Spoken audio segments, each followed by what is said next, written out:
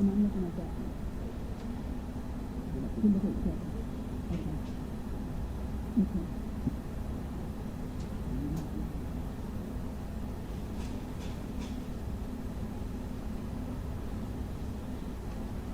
to Focus Singles Ministry. So glad y'all can join us. This is the first Tuesday of the year, first Focus Singles lesson. We're going to do a little different this time. Okay. You're going to see a little bit of difference during the course of the year. We have our regular teaching styles, but also some creative ways of getting the message out. Please do me a favor and share. Let somebody know we're on. Get a single on. I'm so glad that Pastor Prescott is here. She's going to be joining us tonight. I'm so glad to be here. And you're going to see her more. She's going to be helping teach during the course of the year. Some of you watch on women's ministry, and you guys really enjoy her, and it's going to be fun. Praise the Lord. Praise the Lord, saints. How you doing? I'm doing good. How you doing? We're pressing her out into the camera more. Right, Come out the camera. Come out. Like, come I'm out. the behind the scenes person. Come on out. This is your year. Come on out. Touch your neighbor and say, come out. Anyway, y'all share, and it's going to be fun. What we're going to do is a Q&A type teaching. I'm going to ask the questions. She's going to answer. Kind of discussion. We'll relax, have a dialogue. We'll act like y'all not here. Right. Like we just in the kitchen talking over coffee. That's right. Right. We should have had some here too. I know, right? Oh boy. Dun, dun, dun. All right. So this is just getting her thoughts on it. And in regards to dating, do you think it is intimidating to be a strong Christian woman in leadership? Yes. Yes, yes, and yes. Because I find that a lot of men, just from my own personal experience, can't handle your strength. I think a lot of men, and I hate to use this word, but I'm going to use this word. I think a lot of men are intimidated when they see how strong you are, and especially when they see that you can have a happy, fulfilled life without a man. Yes. I think I've had men in my family say to me, observing what I do and what I have, and saying, oh, well, what you need a man for? Do you know what I'm saying? So I think sometimes it can be intimidating, and it really sucks because I don't think single women that are strong carry themselves like they want you to think, I'm here. But I think the way you come across, like I've had men say, I was afraid to even say hi to you. Okay. Why? Right. Why are you afraid to say hi? Yeah. Just hi. So, it's a struggle, and I don't get it all the time, but it's a reality to deal with. You know what's interesting about that? I know I am like this. A couple other guys are like this that I know. We don't want our woman to need us. We want to be wanted. And I think there's a difference. Right. A lot of those guys you're talking about is like, well, you don't need me. Like, why would you? It's not a child. Exactly. You want her to want you, to want to be around you, not totally depend on you for everything. Exactly. To stroke your ego. Exactly. Oh, sorry. And I think that's the thing when they see that you can make it on your own. And here's the thing. People say, if you were ever to get married, would you have a hard time submitting? Absolutely not. As long as you give me something to submit to. I would love to not have to worry about X, Y, and Z or A, B, and C. But you got to give me something to submit to. I'm not just submitting when you're not proving to me that you're the leader that I know you need me to be. I need you to be, and that God wants you to be. Absolutely. No submission is happening. But if you prove to me that, we good. We can talk. Yep. Right. And I think a lot of guys forget behind the title of any woman, whether she's CEO, this or that, actress, guess what? Behind all that, she is still a woman. Absolutely. She wants to be treated just like she's a woman, not a title. Absolutely. She wants to be cared for, secure, all that stuff. And just simple things, old-fashioned things like conversation. Right. Talk to me. Can we talk? Can we talk? Can we talk? Can we just have a real conversation? And here's the thing, because I'm a preacher and I'm first assistant here at the church, it doesn't always have to be about church. Can we just have a conversation? So I think part of the intimidation is, okay, well, I'm not as mature as I perceive her to be. Well, the only way to find that out is to have a conversation. Absolutely. You like, I got the Bible. Right. You bring up a conversation.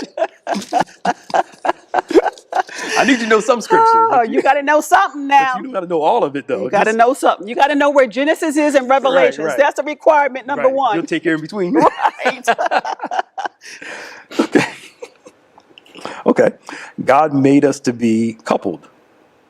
Okay. How do you deal with the loneliness that comes along with waiting? So I would change that phrase from coupled to community with people, connection with people. Because to me, marriage is a calling, but not a requirement. Right. Right. From God. Right. So it's not a necessity, but it's cool to have. Right. If I can say it like that. Right. With the right person. Let me qualify that. Right. Right. And even with the right person, it can be challenging. Right. So how do you work that dynamic? Well, I think the number one misconception is that I think everybody thinks that your life is to follow the same trajectory as theirs or of the commentary of the world, which is go to school, get your degree, get married, have kids. Everybody's life's not going to follow that way, right? So that's the first thing. You have to know that everybody doesn't want to be married, okay? I want to be married, though. I get that. But I think as it relates to loneliness, I think married couples and single couples all experience loneliness because by God ordaining it, there's always going to be a void that only He can fill. So I think singles are so preoccupied, if we're not careful, with being lonely that we think I'm the only one in the world being lonely. Married people get lonely too. Why? Because all of us have a void in us that God purposely left there for Him and Him alone to fill. So as a single woman of God, do I get lonely sometimes? Absolutely. What do I do in those lonely times? Number one, I make sure I remove all the temptations. Can we just be real? Can we just be real? Never set yourself up to fail. If you know you're lonely and you can call Joe over there and Joe can holler at, no. You can't set yourself up to fail. And then I find that I have to do things. There are seasons in my life when it feels like I'm more lonely than usual. So when I anticipate that season, I purposely do things to make sure I'm not in a bad situation. And I think sometimes we lie to ourselves as single women and say, no, I can handle this. We're just gonna, you gotta know your weaknesses. You have to purposely set your environment up where you're not going to fail on purpose. Because the temptation is going to come. Absolutely. With everybody. The temptations and the distractions are going to come. You have to be intentional about saying, no, you know what, I feel this Christmas season and, everybody else all booed up. And, I'm looking around like, dang, here I am saying, okay, that's the wrong attitude to have. It's a reality, but you have to find a way to offset that. Absolutely. I was funny, during the beginning of the pandemic, I was thinking, some people that were living by themselves were like, I wish I had somebody to live with. But then the folk that had people to live with, it's like, I wish I was by myself. It was like, we have to learn to be content. Exactly. Because both sides are like. And for me during the pandemic, I'm a hugger. So we weren't in church. Even when I went around the 3 family members that I did, I was hesitant to hug for obvious reasons. So I feel like, dang, I just need a real old-fashioned hug. But we all do. We're going to make up for it. Right. So when I hug y'all, when we come back for 5 minutes, you know why. You know why. Like, why is she holding me so long? Okay, you can let me go now. Oh, these are all Maya questions. My questions aren't even... Maya trying to set me up. Right. My questions were more spiritual. This is all her. Oh, okay. She put a little sauce on it. Oh, that's what I was going to ask. So, to your question, we're seeing, and I think this is a good thing, we're seeing more young women put their career first and then marriage secondary versus before in other eras it was get married first and then hope to have a career. I actually think that's pretty cool. I do too. Where a young woman will say, I want to pursue my purpose, build my career, and get my family after. Can you kind of talk to that? Because I know you started off law office and career and all that stuff like that. I think the paradigm has shifted. I think for so long, even subconsciously, we have had the thought in the back of our mind, commentary of the world, go to school, get married, blah, blah, blah. And I think in the back of our mind that was there. But then I think when we come to know ourselves in a better way, that cause us to want to pursue the things that make us happy as an individual. Because 1 + 1 doesn't equal 2. 1 + 1 equals 1. Meaning that when you connect with somebody, that person's responsibility is not to make you whole. We want to be whole before we connect with that person. And one of my pet peeves is women have a long list. Some women have a long list of what they want in a man. Nothing wrong with that list, right?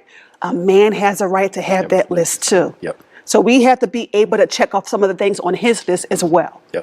You think like such like a man. I love it. You really do. I You're, do. You're a woman, but you think like a man sometimes. I love know. It works for me and against me. Right. Why is it so hard for people to connect these days? Why is it so, just people in general? That was my question. Okay, why is it so hard? Why is it so hard for her to connect with people, I guess? I think, I'm playing. I think sometimes we're not willing to be vulnerable. Yeah. You know, and when I talk about being vulnerable, I mean being able to express who you are without the fear of being judged. Yeah. So there's a place for that, but I will also caution you and say that you have to be sure you're being vulnerable with the right person, right? Yes. So even if you have you're trying to have a female friend, there's nothing wrong with that. Yeah. Here's the barometer. If she tells you everybody else's business, don't think you're so special that when you leave the room, she's not going to tell you her business. So for me, I listen and I watch for little things like that. Yeah. If she's upset and her mood changes when you get a new dress, you might not want to tell her you're getting a new house. Right. Do you understand what I'm saying? So you kind of just pay attention to how she reacts to things in your environment. Absolutely. That's good. Yo, we're seeing an emphasis of image over substance. Oh, Lord. Woo! Let's talk about that. Why do you think people emphasize, especially now with social media, I was going to say that. Getting plastic surgery all over the place, and image over substance? I think with social media, of course, you can appear to be anybody you want to be on social media. You can make yourself smaller. You can make your skin lighter. You can do whatever you want to do to create the image you want people to see. But here's my thing. If eventually they're going to see you in real life, they're going to see you not a size 4, right? So I'm just saying, there's nothing wrong with enhancing. If something happened when you took a camera shot and you want the photographer to enhance it, that's fine. But I think it should look like you. The other thing with that is with social media, they call it a hyper reality. Let me explain what I mean. You dressed up, you take a picture, you post it on social media. Most times you're going to get hundreds of likes. Yeah. Name me one time you got dressed up and went to Cherry Hill Mall and got 100 people say, hey, you look nice today. Yeah. It's a hyper reality. I like that. Yeah. So, and that's the whole nature of social media. It boosts your ego because it's like, oh my God. And if we're not careful, we check back how many people like my picture. Yep. But in reality, hundreds of people are not saying, I like your hair, or I like your shirt, or I like your outfit. Yes. So it's a hyper reality. So I get it feeds a part of our ego, but we have to balance it. Yeah. Because we can be anybody we want to be on social media. But at the end of the day, if the person's going to meet you in real life, they're going to see that you're not the person you portray on social media. Yes. So I think social media is good in some ways, and in some ways it's kind of created this false person. Yeah. And we have to be careful to make sure we're balanced. Yeah. It's a trap. Right. It is a trap. It's a trap. It's a trap. Nothing wrong with posting pictures and all of that, but just reality is, don't nobody really care that much. All the comments, yes, sis, and all that stuff like that. You all going Girl, in, you're killing it. yes, You're you killing serving, it. yes. That don't happen in real life. You can walk clean through the mall and one person might say, oh, that's a nice outfit. Right. But not that deep. Yeah. Hyper reality. All right. Good. You're a queen of purpose. Yes. All right. So we talked a little earlier. Purpose dictates relationships, and relationships help with purpose. So let's kind of talk about that. How purpose will tell you which relationships to get into, and how relationships are supposed to help you with your purpose in life. So I think when you know your purpose is the why of life. Purpose answers the question, why am I here? Okay. So as it relates to purpose, I think purpose audits your relationships. Because when you're headed in a certain direction, you're not being arrogant, you're not being bougie. If you know you're headed in a certain direction, you want to be sure to surround yourself with people that are pushing you into that direction. I remember times, and all of us can attest to this, you sit at the table with people and you like, I'm trying to fit in, but I ain't like none of these people. Like we have nothing in common. Yeah. So am I saying never hang out with people that you don't have things in common with? I'm not saying that. But I'm saying the people that have influence in your life should be people that want to push you to your purpose. Yeah. I'll give you an example. As a single woman, people always try to matchmake. Always. Always, it gets on my nerves sometimes. Yeah. They always try to match make. And I remember years ago, somebody matched make me with somebody. We went out to eat, and I'm just having normal conversation with the person, and he says out of his mouth that he don't believe in women preachers.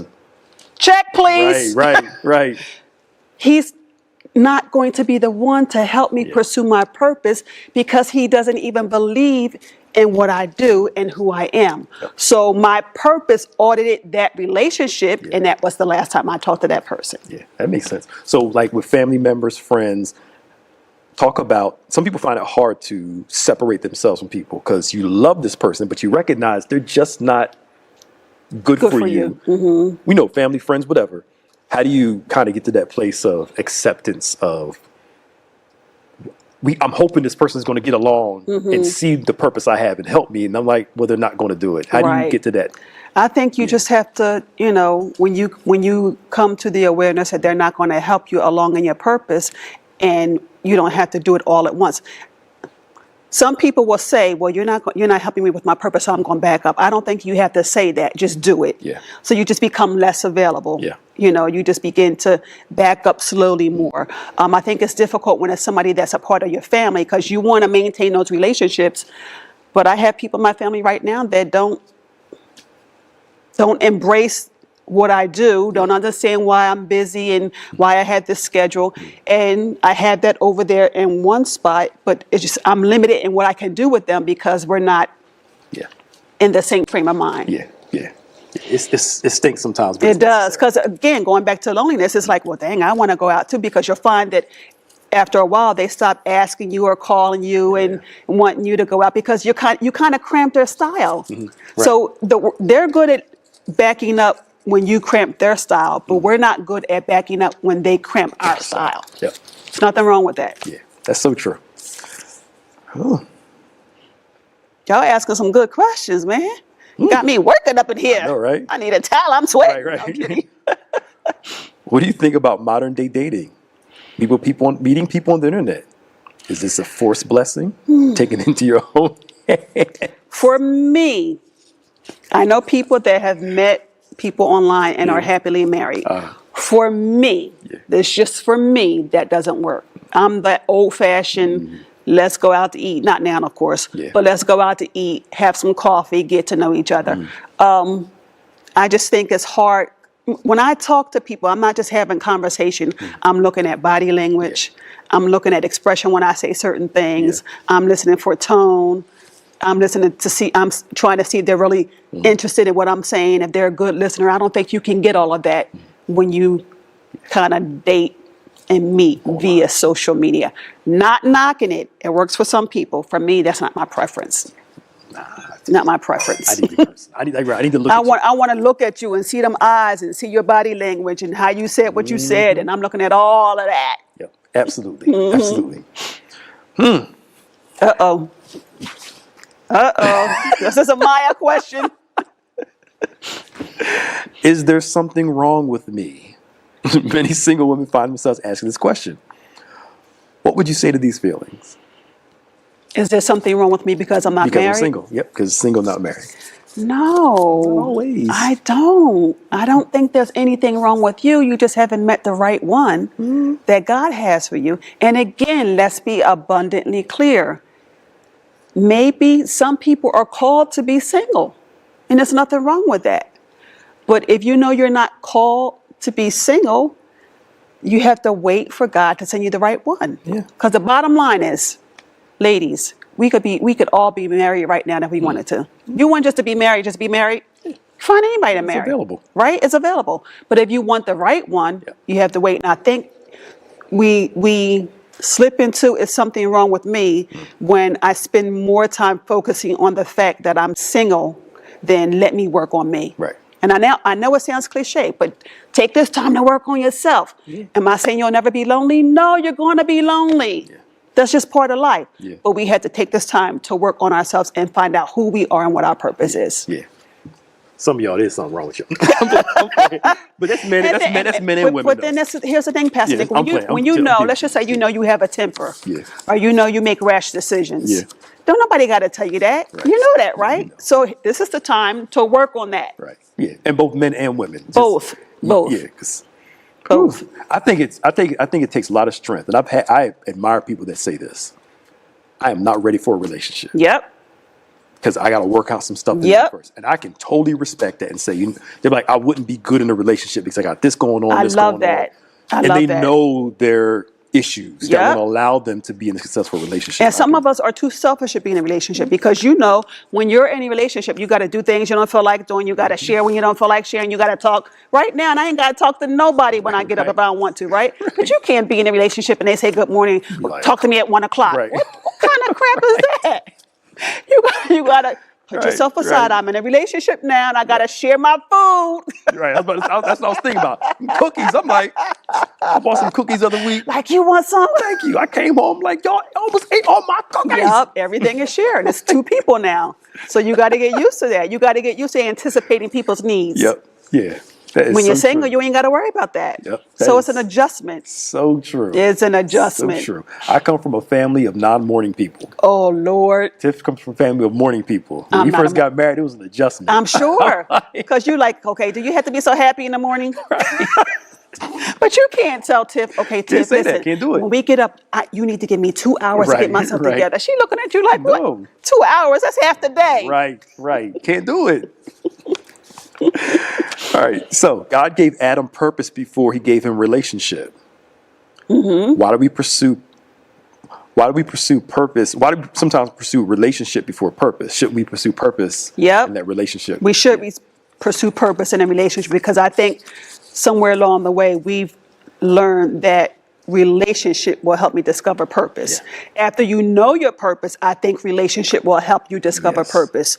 But God wants us to know our purpose first because, like I said earlier, when you know your purpose, it's going to audit the relationship, and you may not even be in the relationship that you're in if you have put purpose first. Yep. And sometimes it's trial and error. I get it. Yeah. When you're young, I'm not saying do it responsibly, of course, but you're getting to know people you're dating. That's fine because that's how you get to know what you like and what you don't like. Yeah.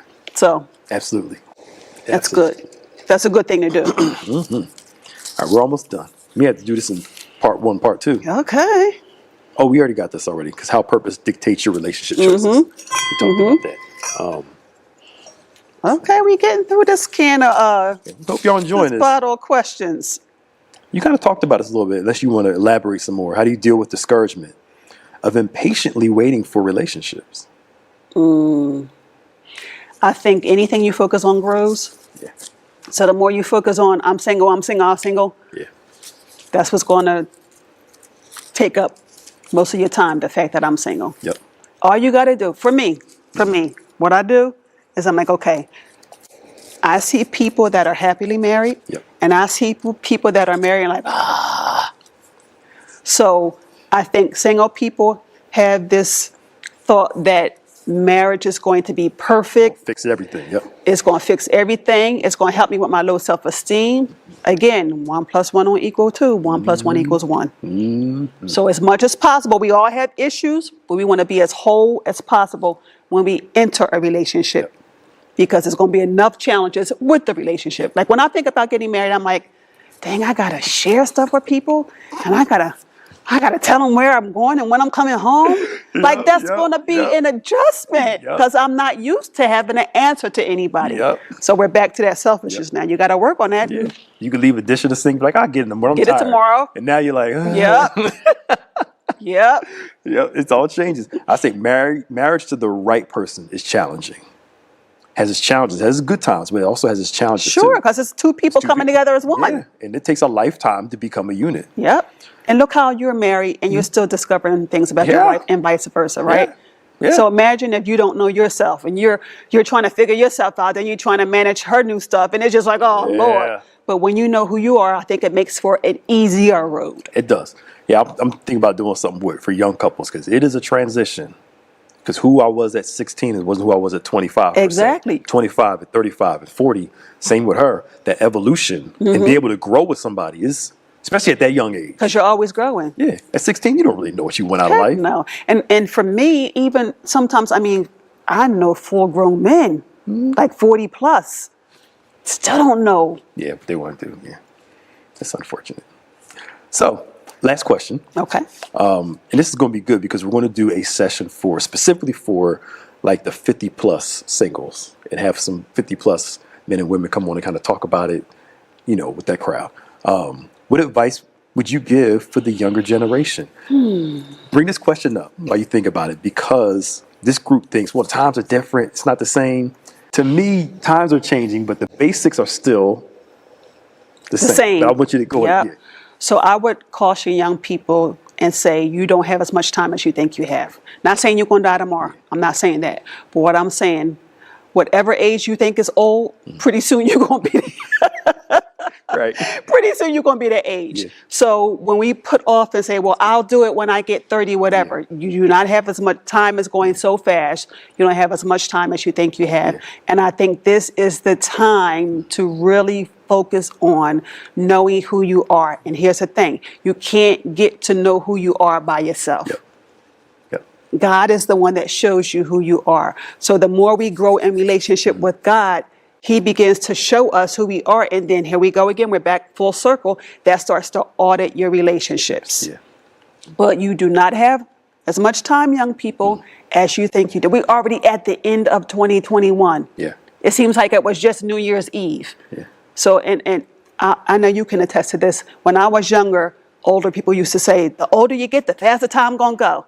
And I would be like, that's So stupid. true. What they gonna do, speed up the clock? I get it now. Yeah, I get it too. You 40 one day, and then the next day you feel like you're 20 years older, you know, because time goes so fast. So this is the time to take advantage of the time that you have while you're young. You're not too young to start whatever it is you have in the back of your mind, you know you want to start. Good.